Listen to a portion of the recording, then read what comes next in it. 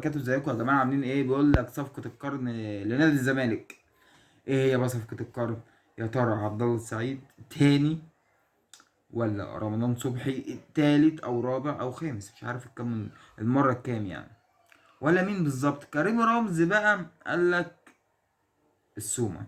السومه اللي هو كان جاي الاهلي، هو السومه اللي كان فيه كلام كتير جدا ان هو جاي الاهلي. هو يا عم ده ما جاش الاهلي اصلا عشان المبالغ وبتاع والفلوس وسعره عالي قوي. لا لا، ماله مال الاهلي يا عم؟ ده هيجي الزمالك.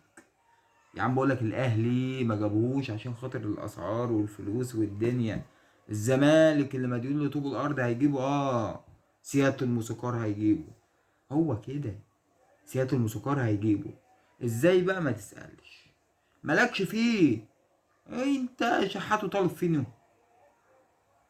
خد اللاعب واسكت. طب ده كلام ولا اشاعات؟ مالكش فيه برضه.